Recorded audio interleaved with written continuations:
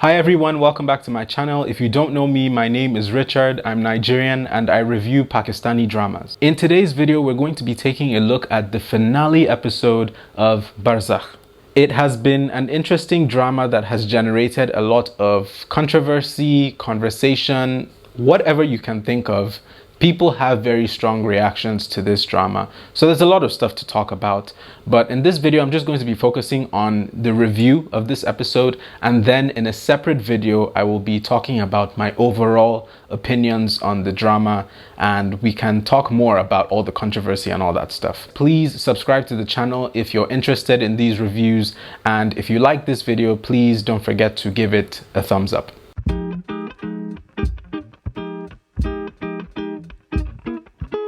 This episode starts everything off with a song that every character is contributing to. They're singing words of the song, and the song is Dekanata. It's an interesting choice because from the research I've done and from people I've asked, I've learned that this song, it was also a controversial song back in the day whenever it was released. And the song basically talks about the intoxication of love. That is basically what all the male characters in this show are dealing with. Jaffer is intoxicated by his love for Matab.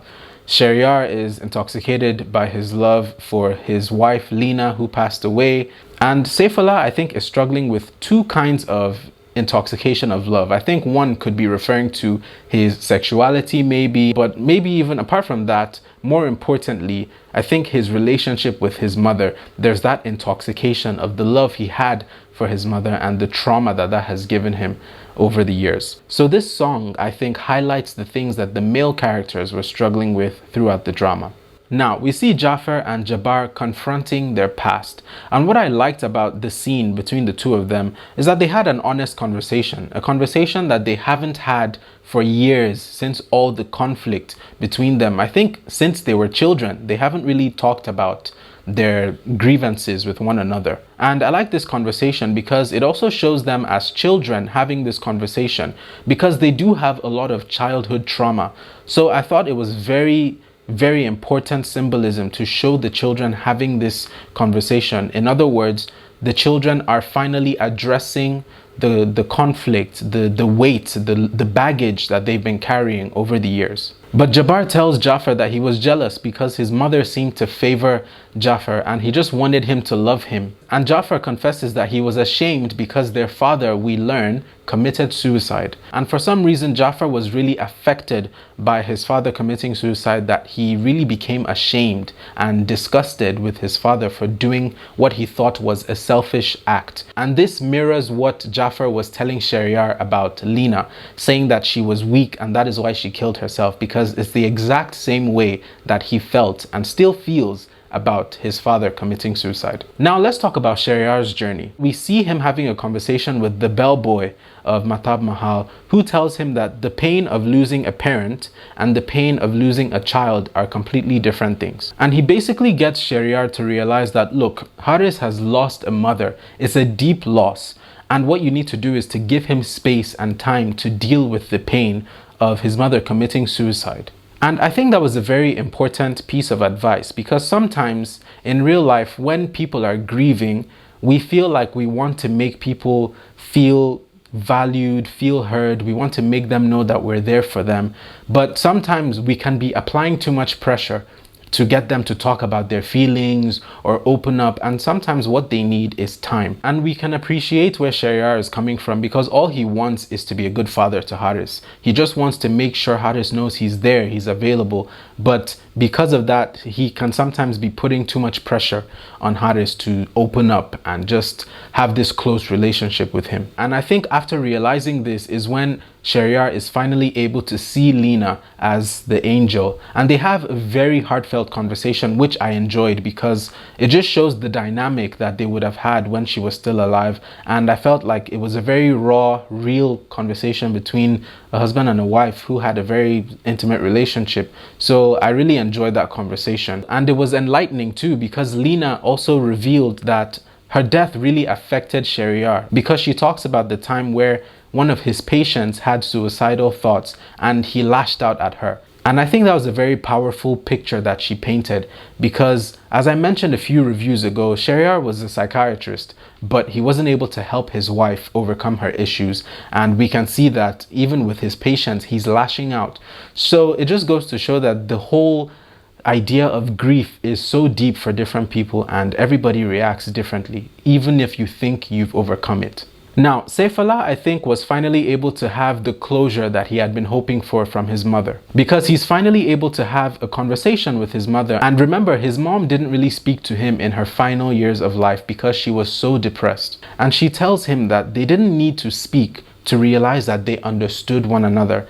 And I think that is such a beautiful thing, because this is somebody who killed his mother. But I think with her saying that, she's also saying, I understand why you killed me to end my suffering. And she forgave him. And I think all the baggage that he had been carrying his whole life since his mother died, I think he was finally able to just release all of that in that moment. Saifullah always seemed like the most troubled person to me. And of course, because he's gone through a lot. But now I think he's finally able to be free. I think everybody who saw the angels in this show needed to see them to confront their issues. And after they saw them, everything is resolved and they won't be seeing the angels again. Now let's talk about Haris. Haris's journey in this episode was very, very powerful to me because he is the youngest one. But the things he was able to find out and realize in this episode are way ahead of his years, I think. Haris knew that his grandfather's plan was to find Mahtab by going up the mountain and meeting her again. And he realized that he wanted to do the same thing to find his mother, to get closure from his mother. But he couldn't. Instead, he sees the women wearing the red clothes and he asked them if he was the reason that his mother killed herself. But I think it's even more saddening when you realize that nobody was able to answer his question. The women in red didn't have an answer for him. I think he was the only one who didn't receive an answer directly. But despite all of that, I think Haris was the only one who was able to break the cycle of men in his family recycling trauma. Because at this young age, he was able to address his issues and confront them head on. And that is why he is such a different character to all the rest of the men in his family. And that's why I think he's broken that cycle. Now, Shahrazad and the villagers are going up the mountain before the lunar eclipse, and we see the villagers carrying suitcases with them. I think the suitcases represent gifts or tokens that remind them of their girls on the other side, and they're taking these suitcases to present to the girls on the other side. But we see that Taslim and the rest of the villagers have chosen Shahrazad to be their leader. And Shahrazad, as we know, is such an important character because she's able to meet Mahtab at the top of the mountain, and she could have gone with her, but instead she chose to stay back and lead the villagers and give them hope. At the end of the episode, we see that Jaffer finally goes up the mountain and he has a change of heart. But I think this is a point of pain for him because now he realizes that he never really loved his other wives because he was just focused on Mahtab the whole time. But when he realizes this and he apologizes, it's too late because he's taken. But I think he needed to make that journey up the mountain as a way to atone for his mistakes. Because he gets to the top, he admits his mistakes, and now his wives can finally have closure. The closure that they didn't get when they were alive, and now their souls can rest. In the other world, we see Mahtab and Jaffer as a young couple. They're finally reunited, and that is the end of the story. Overall, I thought this was a good ending to the drama. I felt like every character got a deserved end to their character journey. But the one thing that I have a bit of an issue with is Shahrazad's journey.